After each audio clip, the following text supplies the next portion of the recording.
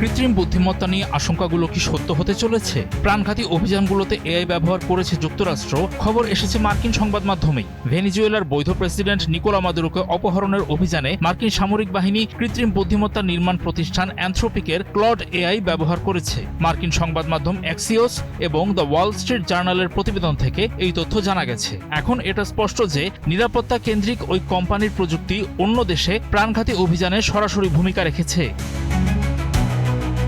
Axios ও Wall Street journal 13 ফেব্রুয়ারি জানিয়েছে, clod কেবল মার্কিন অভিযানটির প্রস্তুতির পর্যায়ে নয়, বরং সরাসরি অভিযানের সময়ও ব্যবহার করা হয়েছিল। কৃত্রিম বুদ্ধিমত্তাটির সুনির্দিষ্ট ভূমিকা কি ছিল তা এখনও স্পষ্ট নয়। তবে সামরিক বাহিনী এর আগে রিয়েল টাইম স্যাটেলাইট চিত্র এবং গোয়েন্দা তথ্য বিশ্লেষণের জন্য এআই মডেল ব্যবহার করেছে।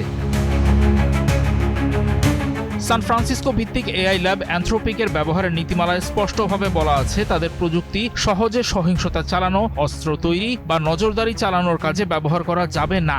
ভেনেজুয়েলায় সেই অভিযানে কোনো মার্কিন নাগরিকের প্রাণহানি না ঘটলেও অনেক ভেনেজুয়েলান ও কিউবান সৈন্য এবং নিরাপত্তা কর্মীর প্রাণ নাশ করা হয়।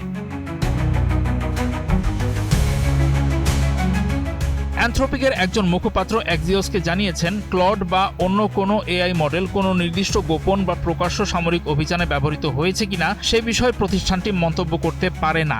সরকারি বা বেসরকারি যে কোনো খাতে কৃত্রিম বুদ্ধিমত্তাটির যে কোনো ব্যবহারের ক্ষেত্রে প্রতিষ্ঠানটির নীতিমালা মেনে চলা আবশ্যক।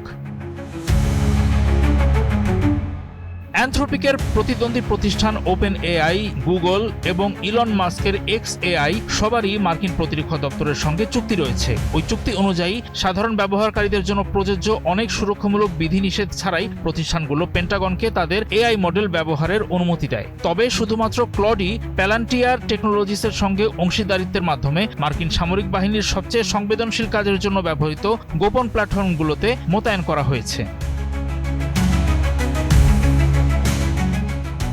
এই মুহূর্তে এই আলোচনাগুলো অ্যানথ্রোপিকের জন্য অস্বস্তিকর। কোম্পানিটি সাম্প্রতিক সপ্তাহগুলোতে প্রকাশ্যে তাদের কৃত্রিম বুদ্ধিমত্তার সুরক্ষার ব্যবস্থার ব্যাপারে অঙ্গীকারের উপর জোর দিচ্ছে। তারা নিজেদেরকে এআই শিল্পের একটি নিরাপত্তা সচেতন বিকল্প হিসেবে তুলে ধরছে।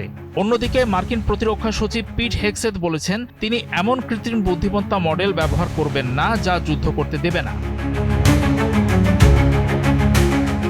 অ্যানথ্রোপিকের সিইও দারিও অ্যামোডেই বারবার কৃত্রিম বুদ্ধিমত্তার অনিয়ন্ত্রিত ব্যবহারের ফলে মানুষের অস্তিত্বের সংকট হতে পারে বলে সতর্ক করেছেন।